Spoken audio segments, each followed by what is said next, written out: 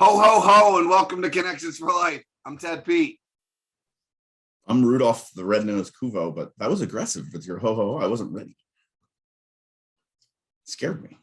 I almost ran away. You're easily frightened. Well, here's the other thing, guys. I only showed you this really unique Rudolph one that I started with, but I had 8 other options to choose from, and they're pretty fantastic. Like this. Want to rifle through them real quick? Wow, that is Rudolph's brother, Petey the reindeer. There's this one, which is close to that one. Who are you, gangster Rudolph? Hang on. I stumbled upon this one, and I'm going to use it at a later date, so somebody that watches the show will remember. Take your glasses off. I will use that one. It was not a Rudolph related. Why do you look like a French cop? That's the best version of it yet, because your bubbles coming out of your nose for your eyeballs. There was this one, which just makes me look like a clown. I don't really. Yeah, you look like. Then there was this one. Oh yes, I like that one. Hello. I'm Rudolph the Red-Nosed Reindeer. Then there's this one, which maybe not. Is that girl Rudolph? And then my favorite one is this one. Oh, that's drunken football Rudolph. Drunken football Rudolph. That one's my favorite. All right, sorry, I didn't mean to make that exhausting. There were so many Rudolph options. Get rid of that. I just got so many Rudolph options. Hey, I had to go to our Christmas decorations we're decorating our tree tonight as a family, and I went to go tonight. What? You're decorating your tree tonight. You really are a Scrooge. People usually decorate their tree like a month before Christmas. Lindsay decorated Thanksgiving. You ready? Right. You ready? What did I have to have done at my house yesterday? Carpet cleaning adventure. Carpets had to be shampooed, so all of the furniture had to be out. So there was no point in setting up the Christmas tree. You don't even have your tree up? It's not a real tree. We bought a brand new fake tree this year. Yeah, I like that. We waited to set it up until the carpets were done so that we wouldn't have to set it up twice. I mean, how dirty was the anyway, back to my story. By 3-foot area. Back to my story. I went to get the Christmas decorations out because we're setting up our Christmas tree tonight, like our family decided to do. Take it down in 4 days? Sorry, we didn't check with Joe.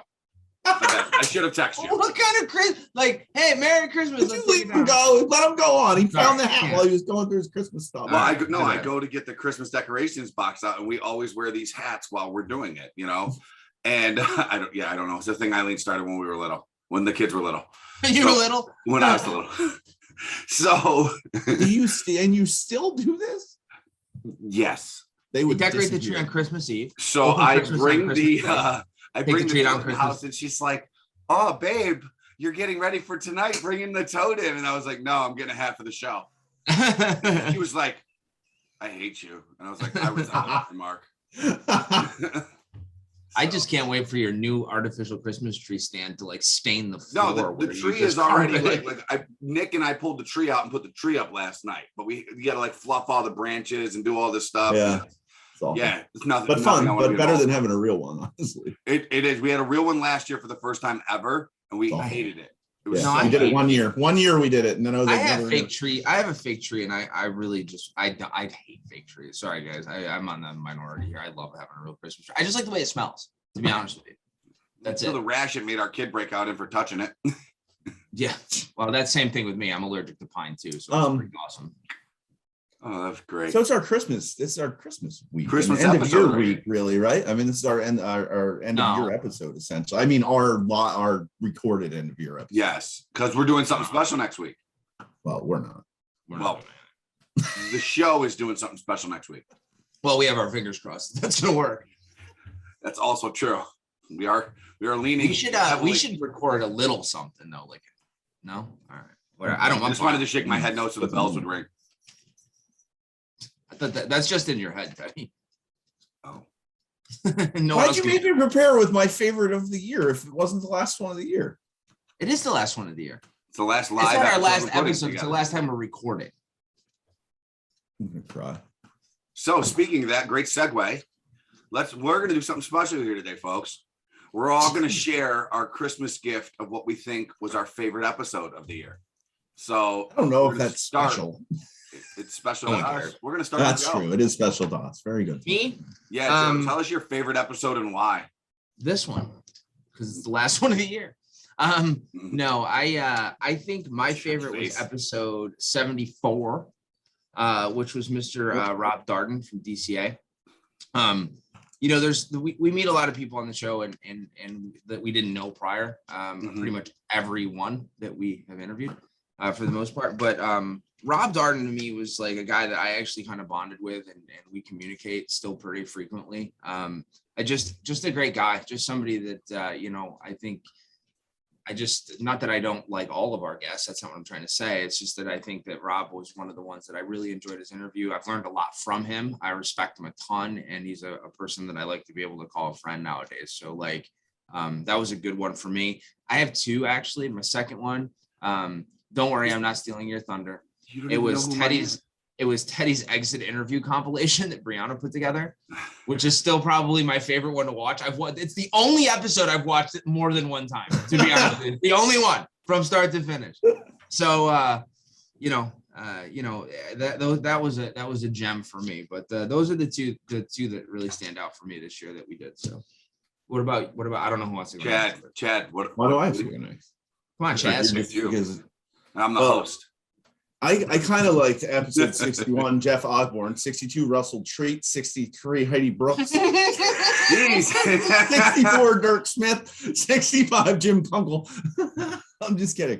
It was tough for me because I really like talking to Rob too. He was awesome. Just, you know, I kind of looked at it maybe a little bit different. I know you took it on the personal side. I think I took it as the person, maybe not that I learned the most from, but maybe the one that I didn't know the most about. I think mine was probably outside the box was Eric Kozak, just because we had never really spoken to somebody at that big of a utility, that kind of at that level. And it was just neat to open up and see, as stupid as it sounds, that those people at that level are still real people and just down to earth good people.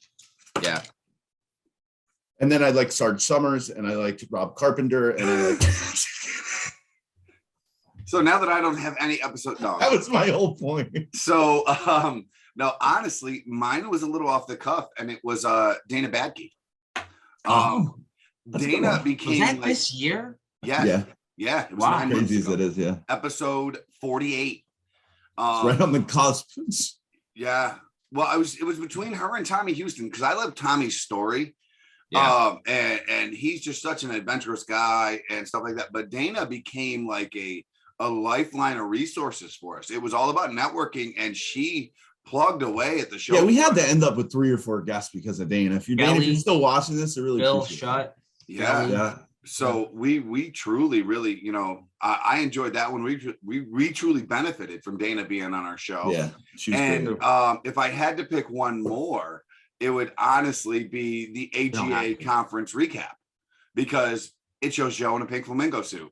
And if you didn't get to be there to see it in person, it was almost as good live, or it was almost as good on film as it was live, except you missed the shuffle. The shuffle that he had to do to walk around in it. You can't walk in that thing. It's pretty rough. You can. Lila figured that out, that you actually can. We had a lot. It was a very good year, guys. I think we had a lot of awesome guests. You know, again, you can go to like Zach Vercani, Stuart Salters. I mean, like all these guys, all these people that we had on. Chad named a bunch. You named a bunch. I feel really blessed to be able to have those experiences and meet these people. And the other awesome thing that happened for us this year is that we actually got out and be able to physically meet some of these people. Yeah. You know, with AGA and SGA, and Chad and I did KGA, and I did APGA. I got to meet a lot of people that we got to just talk to on this show. And you know, it blew me away, guys. You're gonna laugh. Like, we don't know, and we talk about this all the time, but we don't know really physically what anybody, like, we know what they look like. We don't know how tall they are, how, you know, like some of these guys we interviewed are really, like, I'm not that tall. And I'd be like, I'd meet them, like, hey man, what's up? Like, I never expected. Or, whoa, I thought you were like 6'1", right. 5'5". Right, yeah, exactly. That never happens. Chad, when we're that height, but it doesn't really help us, you know. We're always looking up, never down. Guys, funny tidbit last night. We were, just to side note this, because I constantly get, were you hanging your Christmas lights? No, I haven't done that yet. No, I haven't done that yet. That way we were getting our gutters steam cleaned. I do that on the 3rd of January. You're having our gutters steam cleaned. No, we don't steam them. It's high pressure washed. All right. All right. No, so last night we were actually measuring. So yesterday was my son's birthday, and we were measuring him on the wall because he's growing so fast right now. So we measured him, and then we decided to, the debate that's constantly everybody fusses me and says, you're not 6'5", and I'm like, you're right, I'm 6'4" 3/4. I was round up, right? Why can't we just talk about Christmas? I'm pretty sure this talking about the height thing, and I just thought it was funny, and I thought you guys would like to know. I'm actually 6'4" and 1/4 of an inch. I told you you're not 6'5". I never said I was 6. I said I was 6'4" and 3/4, but I have apparently shrank a half an inch. You're trying to tell me right now on camera that you never said you were 6'5". No, I say I'm 6'5" all the time. But he just said, but now because I'm 6'4", now he has to say 6'4" because he's around down. Say 6'4". That's like saying that you're 39 and a half. What? It's not necessary. In basketball, here's the thing. I have to assume in basketball it probably matters. Exactly. Not when you're 40. 3/4, you say you're 6'5". It matters when you're 18, not when you're 40. He's not 40. I've been saying it since I was pushing 40, or when I was 18. It's time to turn a page, Teddy. Let's get the tree up early. Let's stop saying we're 6'5". Anyway, back to Connections for Life. All right, let's Joe had a tyrant when I made a statement. It's tirade. He is a tyrant. He is a tyrant, though. Joe is a tyrant and had a tirade. You don't say you're talking about my height. You brought it on yourself. Teddy's 6'6" when he wears Air Force One. You brought it on yourself. Where are we at then? Where are we? I don't know. Where are we at? Favorite guests. Wearing a hat. Did that. Favorite shows. We did that. I think it's time for you to use your new background and bring in this one. That's the you didn't spell idiom wrong. No, that's incorrect. I don't think I did. You spelled it incorrect. There it is. Idiot. There you go. So considering I just did this, we're gonna talk about it. Oh boy. Do you guys know, or have you heard the term flying off the handle? Flies off the handle. I call it a Joe. Yeah, that's what it's another name for it. Yeah. It means suddenly become enraged. I'm always enraged, so not suddenly. I'm just you walk around at like a 7.5. People are like, why'd you go from 0 to 10? You're like, I'm sleeping, I'm still a 6. Joe's like I idle at 8. Yeah. Idle at 8. So does you guys want to take a guess as to what flying off the handle means? Or where it comes from? Flying off the handle. Man, I'm gonna go with the stupid guess again, which is gonna be don't say magic, Kubo. It was gonna be magic. No, I don't know. I feel like it was something that you had to hold on to, and when something went crazy, it made you fly off whatever that was. Actually, the handle that you were holding on to. Hey, all right, I can see where you're headed with that. See what I mean? Like, I can see. Teddy, you want to take a guess? No. Okay. This one is said to come from the 1800s when axes were just really poorly made, and that the head would actually detach from the handle. Yikes! That makes sense. So that's so easy when you think about it. I have another one for you because I thought this one was awesome. So we're gonna do. But how does it relate to being completely angry though? Because you'd be pretty angry if your axe had flew off. You almost said a bad word. I saw you. I almost did. Bad word. This one I liked more because it kind of pairs with Christmas a little bit because I say it all the time. When something costs an arm and a leg. It's like if you're like, hey, we can't buy that for Christmas, it costs an arm and a leg. You guys have heard that term, right? Like when something's extremely expensive. Yes. Do you know where that comes from? This one's awesome. That's why I had to do it. The Civil War. When they amputated things. That's a good guess. I think it goes back to the times of sacrifice and barter and stuff like that. So essentially, when you would go, like I'm talking BC, all right, you would go to the market and you didn't have money. So they would cut your arm off? No, not your arm or your leg, but you would take a shoulder of a leg, I see what you're saying. An arm or a leg, and that would be actually a really good guess. $14 to buy whatever you wanted to buy for the oil or $14 was back then. Whatever. Yeah, like 14 million. There wasn't even dollars. They traded like hooves and like. That's what I'm saying. Like they want the bag of grain, so I'll give you one sheep's quarter thigh. Yeah, I got you. That's not it, but that's a good guess. So, but check out where this comes from. This was amazing to me. Hey, look, Anthony's calling me. Everybody say hi to Anthony. Hi, Anthony. We're here recording. We have an appointment at 10:30. We'll talk. I know. It came from the 18th century when they did portraits. You ever notice that portraits are always just the bust? Yeah. There's no arms or ever any legs. There's no torso. It was because it was too expensive to paint the rest of the body. So it would cost an arm and a leg to make, that's how the terminology came from. Having limbs on a painting is said to cost arm and a leg. Interesting. That's a good one. I like that. I like that one too. So anyways, moving on. Oh, Chad, you're muted again because I know my dogs are outside by the window, like going. Chad, after 80 some odd episodes, man. Merry Christmas if you want to say hi. Hello. She says no. Oh, that's rude. Yeah, that's what I said. So. Okay, you ready, guys? Let's move on to the next thing here. Are we going to the next thing? Are we? Is it? Do you think it's time? Is it that time? Gas fact. Well, this is going to be to make a new one, but I didn't have the time. This is going to be a Christmas fact, not a gas fact. But I thought we'd change it up. So candy canes, you guys all know what candy canes are? Nope. Oh, cool. All right, they're little things that you're going to put them on your tree later. Humbug. No, we don't put them there. Yeah, don't worry. They were invented in Germany. Do you guys want to take a guess at the year? 1642. You're a couple hundred years early. 1804. Oh, close. 1837. They were first exhibited in Massachusetts in the United States. But do you know why they're shaped the way that they are? For curing purposes, so they could hang off something? They were made as J's. The J stood for Jesus, and the red stripes were to symbolize his blood. Oh, that's cool. I didn't know that either. That's a good one. I'm going back to it was not a gas fact. There we go. I got a couple more. Do you guys want to hear just a couple more silly things? All right. So do you know what they eat at Christmas time in Japan? What the tradition is? Sushi. KFC. Nah. Yeah. They have to place. I haven't eaten KFC in 10 years. They have to place orders at least 2 months in advance. Come on, man. Yeah. Another one. Do you know the song Jingle Bells? I do. It was originally written by James Pierpont in 1853, and it was for a Thanksgiving called One Horse Open Sleigh. It was not a Christmas song. Do you remember when I sang it in German last year? Yes, I do. Want to do it again? No. All right, we'll do two more. We'll do more. How long does a Christmas tree grow before we actually put it in our house? 15 years, probably.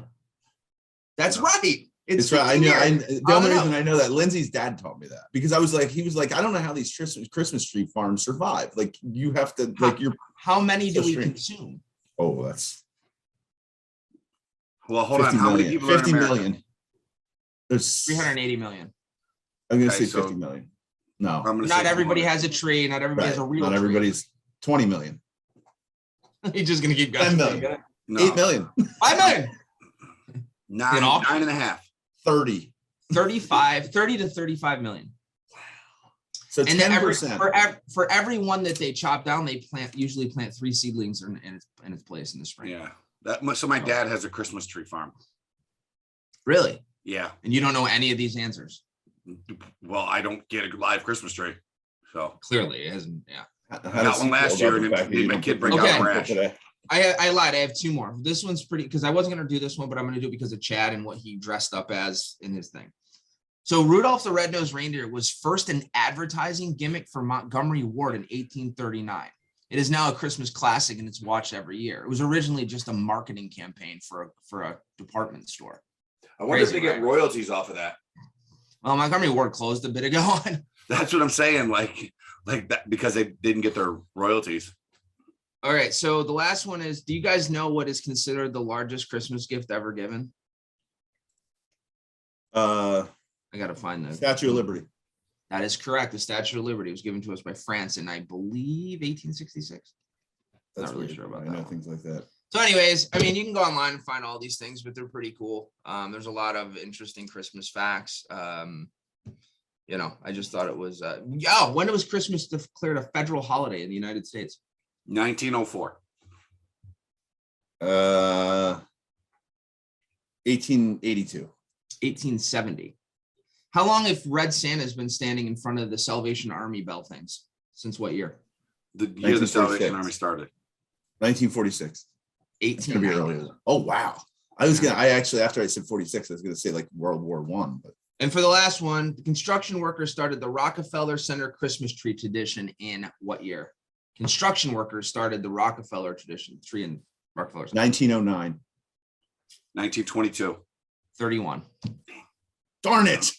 I had to bring it back. I had to bring back Thanksgiving. Sorry. I can't. Anyways, that's it, guys. That's all I have this week for, this stuff. I could probably go on forever if you really wanted to, but we really wanted you to stop several of them and go, but you just kept going after you said the next one. Oh, no, I didn't mind them.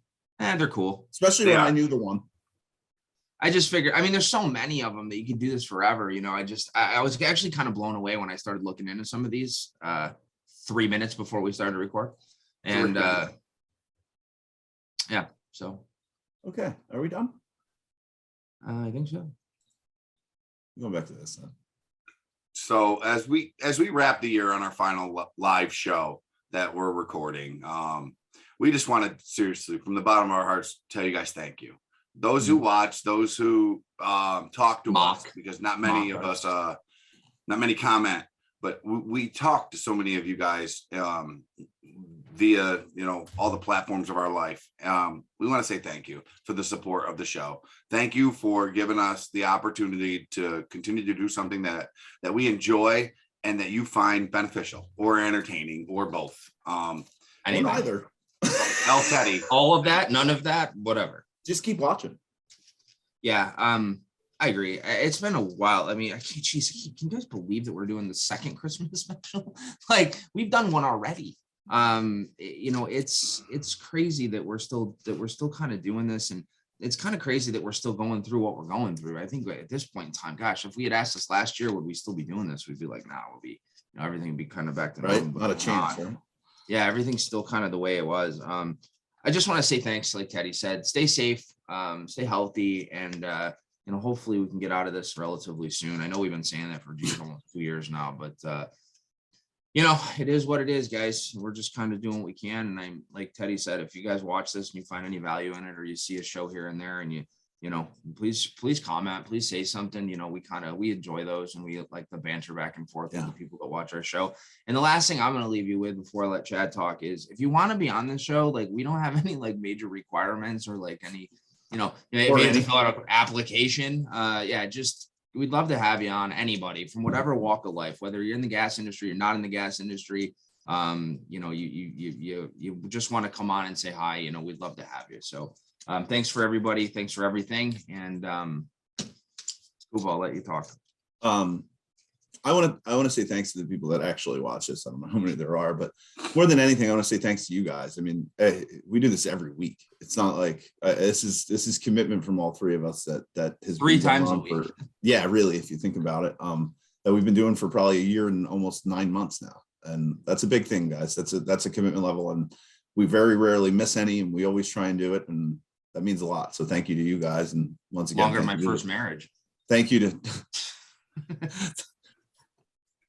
Thank you to Doug Stafford and super fan and Macy Surratt. Yeah, and Callie. Hey, we can't forget our one super fan. What'd you say? We can't forget Leroy. Leroy. Oh, Leroy. There's your shout out. We got to give you a shout out, man. I will say you're the one guy that comments and like actually watches all our shows. So you know what? We should send Leroy something, a little like Upsco something or other. Leroy, if you're watching this, email us or text us, or not text us. You don't have our number, but send us your address or whatever. Get a hold of us. WhatsApp Joe. We'll send you some gear. We'll send you some gear. Yeah, WhatsApp. Hit me up on WhatsApp. Oh, listen, from the bottom of our heart to connect. We'll send you Teddy's dumb hat.